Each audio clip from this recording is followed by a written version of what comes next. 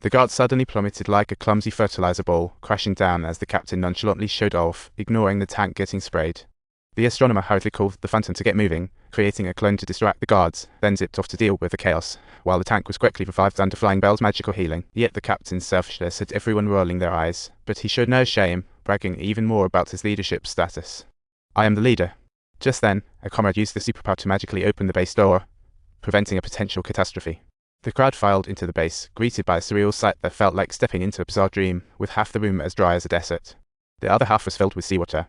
People swam against the current like fish, aiming at the submarine below with explosives enough for a month of mayhem.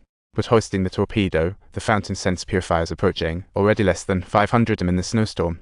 This was the crucial moment to seize the torpedo. Letting go could cause it to explode, but holding on would bring doom to all. At this crucial moment, the captain made a grand decision, ordering the architect, Cable, and a few others to stay behind while the rest made a hasty. This command was truly bewildering, yet faced with potential doom, the team complied and chose to retreat. Except for the electrified architect shouting for everyone to return, soft-hearted Flying Bell was first to respond, followed by everyone else, leaving the captain futilely repeating his orders while the architect cradled his temples, watching the purifier shadows loom larger. Feeling his authority threatened, the captain was about to pull his gun, but was swiftly shoved aside by the quick-thinking Phantom at the critical moment. The architect awoke his powers, conjuring a slide bridge. The torpedo slid down, stopped by the captain's foot. This narrowly avoided a potential explosion, and the Superpower squad triumphantly brought back the torpedo, like returning heroes. Chief Yang was thrilled at the celebration. Everyone except the isolated captain was beaming, the architect's power allowing them to go where they had never been. Yet Chief Yang thought this was a total waste of talent. If the architect could create bridges, of course he could build houses too. That's when everyone realized Chief Yang's actual goal in rescuing the architect was to have him create a city in the sky.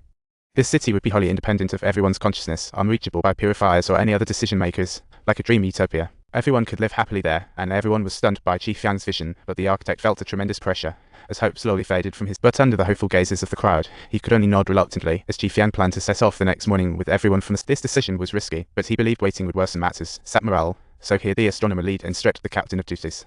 Although the captain was unhappy, he had no strength to resist, and ultimately had to accept it, or else he'd drag Yang down too. After this celebration, everyone awaited tomorrow, while the architect practiced his skills. But this was no easy feat. Repeated failures left him feeling defeated. Flying Bell didn't understand why he lacked confidence and insisted on sticking with Yang. After all, the ability users risk their lives whenever they go out, let alone ordinary folks without them. She asked the architect again. "When you called us back during the day, were you even sure yourself?" The architect thought Flying Bell was blaming him for neglecting everyone's safety. In reality, Flying Bell just wanted to help him recall the moment. A nudge gave the architect an epiphany. A stunning mini-building swiftly appeared, and as the architect gazed at this dazzling creation, he found it oddly familiar.